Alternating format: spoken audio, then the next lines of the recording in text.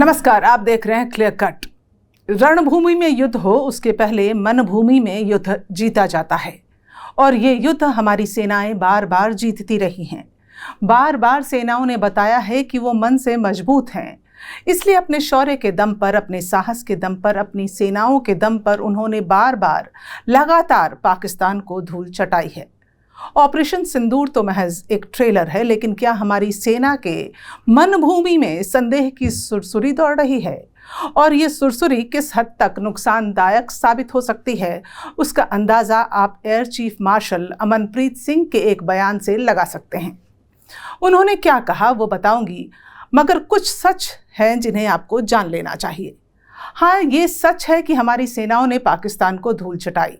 हाँ, ये सच है कि हमारी सेनाओं ने 4 दिन के भीतर ही पाकिस्तान को घुटने टेकने के लिए मजबूर कर दिया। हाँ, ये सच है कि हमारी सेनाओं ने आतंकियों के ठिकानों पर चुन चुन कर हमले किए।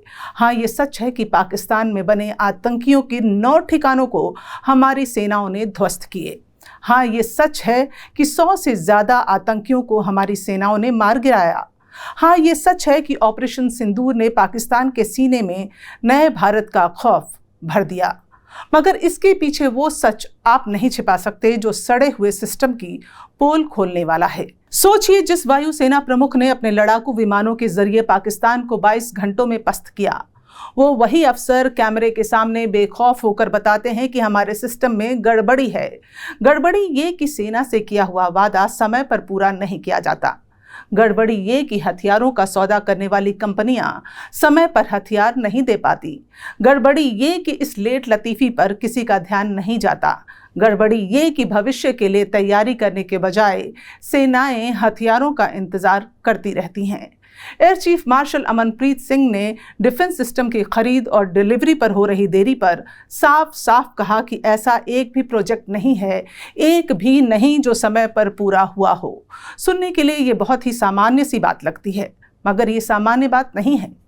अगर आपकी सेना का मुखिया ये कहे कि सेना से जुड़ा एक भी प्रोजेक्ट समय पर पूरा नहीं होता, ये सामान्य सी बात नहीं है कि अगर वायुसेना का मुखिया ये कहे कि सेना से ऐसे वादे क्यों किए जाते हैं जिससे पूरा ही नहीं किया जा सकता। ये सामान्य सी बात नहीं है कि सेना का मुखिया कहे कि कई बार कॉन्ट्रैक्ट साइन करने से पहले पता होता है कि ये समय पर नहीं होगा, फिर भी साइन कर देते हैं, जिससे पूरा सिस्टम खराब हो जाता है। ये सामान्य सी बात नहीं है कि एयर चीफ बताएं कि फरवरी 2021 में HAL यानी हिंदुस्तान एरोनॉटिकल्स लिमिटेड के साथ तेजस MK-1A फाइटर जेट के लिए 48,000 करोड़ का कॉन्ट्रैक्ट साइन किया गया था। इसकी डिलीवरी मार्च 2024 से शुरू होनी थी, लेकिन आज तक एक भी विमान नहीं आया। यानी 2025 चल रहा है, अब तक एक भी विमान नहीं आया। ये सामान्य सी बात नहीं है कि एयर चीफ बताएं कि तेजस MK-2 का प्रोटोटाइप भी अभी तक तैयार नहीं हुआ है। ये सामान्य सी बात नहीं है कि वो कहें कि एडवांस स्टेल्थ फाइटर यानी AMCA का भी अभी तक कोई प्रोटोटाइप नहीं है। सोचिए, एयर चीफ की मनभूमि में क्या चल रहा होगा। हाँ, हमने ठाना है कि हम पाकिस्तान से POK को वापस लेंगे। हाँ, हमने ठाना है कि हम पाकिस्तान से POK वापस लेंगे। हाँ, हमने ठाना है कि मुंबई हमले के मास्टरमाइंड हाफिज सईद और आतंकी मसूद अजहर का हम खात्मा करेंगे। हाँ, हमने ठाना है कि पाकिस्तान को उसकी औकात में ही रखेंगे। हाँ, हमने ठाना है कि आतंक के हर अड्डे को हम तबाह करेंगे। मगर कैसे? ये ठीक बात है कि हमारे पास ब्रह्मोस है, जिसका इस्तेमाल हमने आतंकियों के खिलाफ किया। हमारे पास आकाश मिसाइल और एंटी ड्रोन D4 सिस्टम है, जिसका इस्तेमाल भी ऑपरेशन सिंदूर में किया गया। मगर एयर चीफ ने जो कहा उसके बारे में सोचने की आवश्यकता है, क्योंकि हमें आज के लिए तैयार रहना होगा। अगर आज के लिए हम तैयार रहेंगे तो भविष्य के लिए तैयारी पुख्ता रहेगी। ऐसे दौर में जब भारत अपने ऐसे पड़ोसियों से घिरा हुआ है जो भारत के खिलाफ लगातार साजिशें रच रहे हैं, लगातार साजिश हो रही है, ऐसी स्थिति में हमें भविष्य के लिए पूरी तैयारी करके रखनी होगी।